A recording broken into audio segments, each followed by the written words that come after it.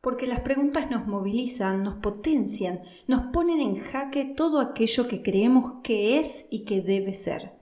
Porque empezamos jugando, atraídos por el sonido, el disfrute y el afán de querer descubrir y aprender a través de la música. Pero llegamos a un día como hoy, en que te pregunto, ¿para qué tocas? Y haces una pausa, la mente se te pone en blanco por un momento y me respondes de todo, pero menos por eso, por lo que empezaste. Hoy te pregunto, ¿qué pasó que te olvidaste de aprender jugando? ¿Qué pasó que te olvidaste de hacer música mientras que disfrutabas de tocar tu instrumento, de cantar aquello que te gustaba o simplemente enfrente del espejo jugar a que te imaginabas una increíble gigante orquesta a la cual vos dirigías?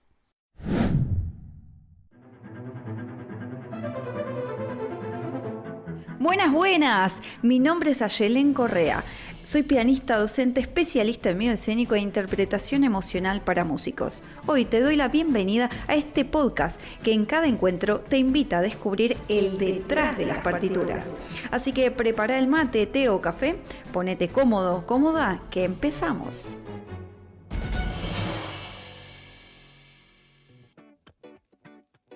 Buenas, buenas, ¿cómo estás? Bienvenido, bienvenida de vuelta a este Detrás de las Partituras.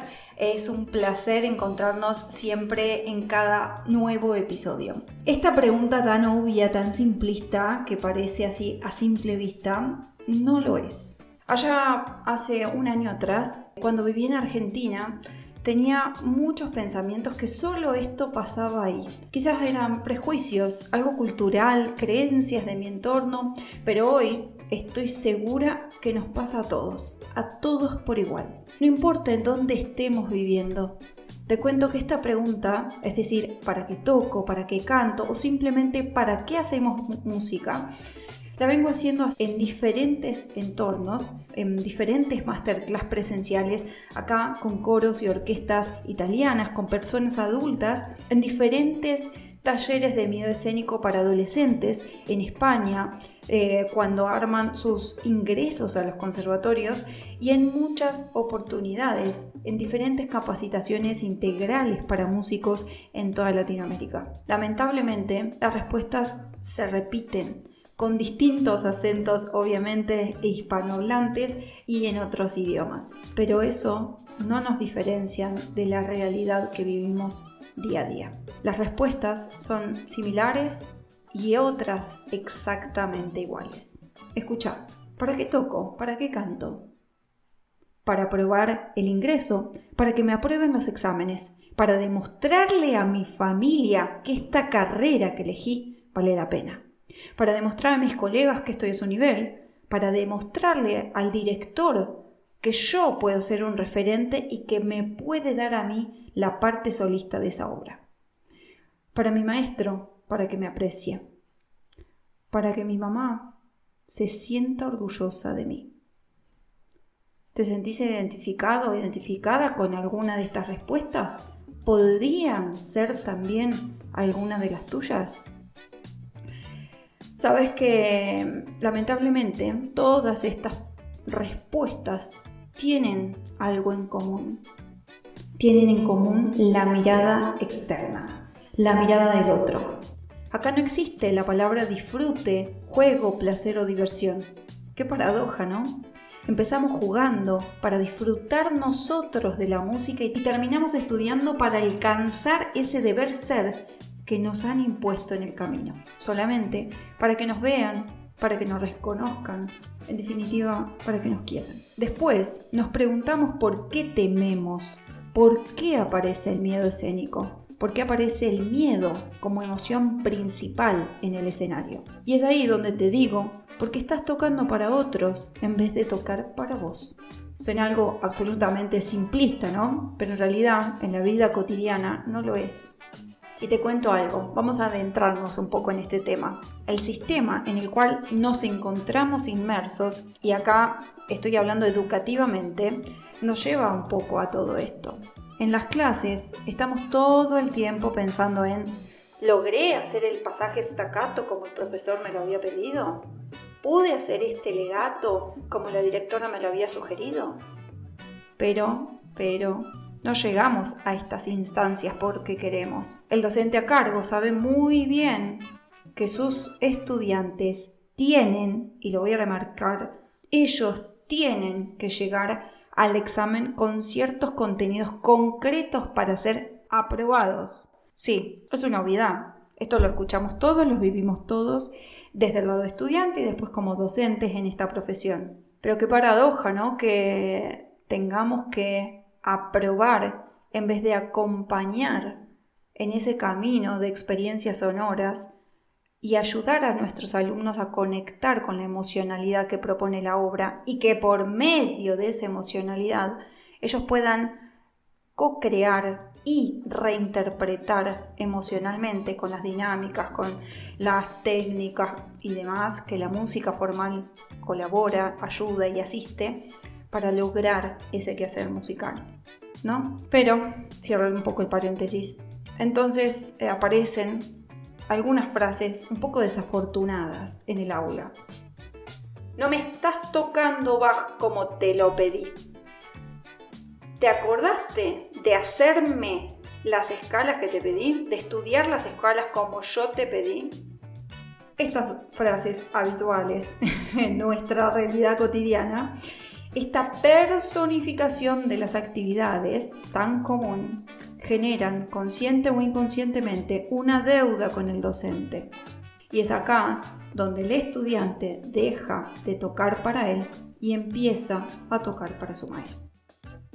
Muchas veces muchos colegas lo hacen de una manera inconsciente. No estoy diciendo que si vos lo hiciste o lo haces habitualmente sos un profe macabro, una profe tremenda que realmente estás haciendo un mal a propósito. No, lamentablemente estos temas no se abordan y lamentablemente se replican y se generan un círculo vicioso educativo que no colabora.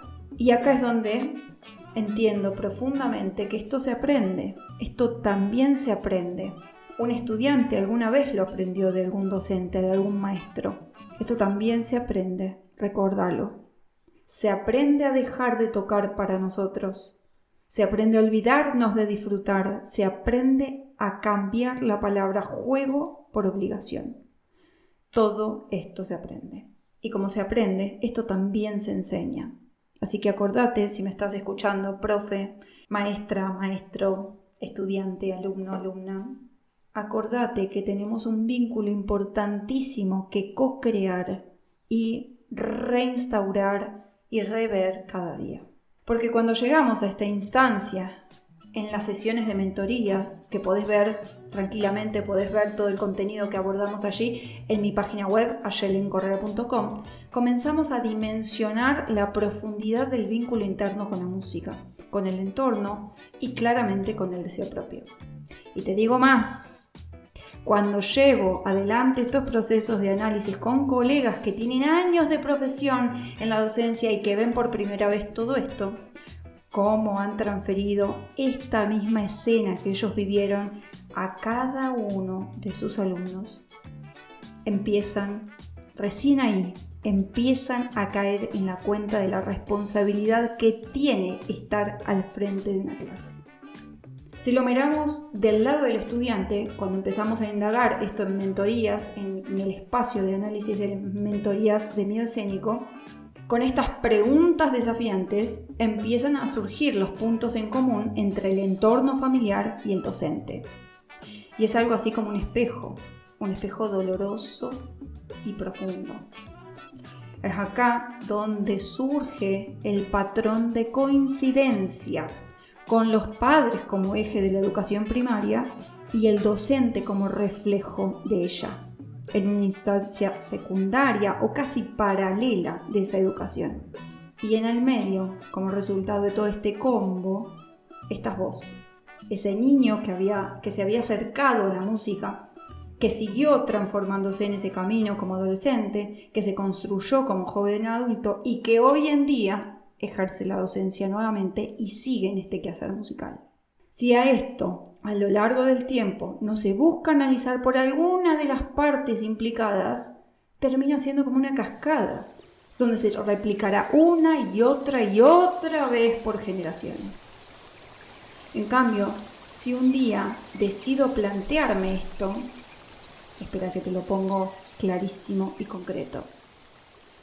Vos que me estás escuchando del otro lado, si un día decidís plantearte esto, es decir, aceptar este ruido interno que te está diciendo que por acá no estás disfrutando, que tenés un vacío interno, que no sos feliz haciendo esto, podés comenzar a plantearte mirar todo esto que te sucede dentro y alrededor tuyo con otros ojos. Y es eso justamente lo que hacemos y lo que indagamos en estas sesiones de mentoría de miedo escénico. Claramente un docente con su trayectoria trae una pregunta inicial, una propuesta inicial muy desarraigada o preconcebida con la visión laboral y muy desconectada del quehacer, de la escena matriz, del músico jugando, del niño jugando con esa música, con ese sonido. Mientras, en contraposición, vemos que en el caso de los estudiantes está un poco más cercano de sus inicios y puede conectar más rápidamente con ese disfrute, porque no hace tanto que se desconectó de él. Y acá es donde te propongo, ¿no? Empezar a pensarnos desde otro lado en esta pregunta de ¿para qué tocamos? Y te propongo pensarnos desde otro lado, haciendo una pausa y mirar hacia nuestro ejecutante interior, un poquito más seguido, ¿no te parece? Mirar a aquel niño que dejamos atrás para reconectar con la verdadera esencia del quehacer musical y artístico. Y pensar en poder hacer una pausa, tomar conciencia de esa huella que dejamos y poder volver a conectarnos con nosotros mismos. Si te sentís identificado o identificada con todo esto, ojalá te puedas permitir un espacio de introspección y sumarte a las mentorías donde abordamos cada arista de estas realidades. Te invito, realmente es un proceso transformador desde la primera sesión hasta la última. El miedo escénico, el vacío emocional, la desconexión con tu quehacer musical, la desmotivación y tantas otras situaciones no son aisladas, que ninguna tiene que ver con la otra. Todo lo contrario. Tiene un eje central que lo une, y ese eje es la displacencia. Te voy a citar una frase que allá por el 1900 decía Albert Einstein. El mundo que hemos creado es un proceso de nuestros pensamientos. No se puede cambiar sin cambiar nuestra forma de pensar. Y es un poco eso lo que te invito a hacer. Hoy, en este episodio, te invito a aprender a volver a jugar. Te invito a conectar con esa espontaneidad del sonido, a reírnos de aquello que no nos sale a la primera y a aprender a no olvidarnos de la respuesta de esta pregunta. ¿Para qué tocas? ¿Para qué cantás? ¿Para qué componés? Y vos que estás ahí parado, adelante de toda esa orquesta, adelante de todo ese coro, adelante de esa clase, ¿para qué dirigís? No te olvides nunca que la respuesta ideal, la respuesta de ese niño que primeramente se acercaba a la música, era para disfrutar de ella.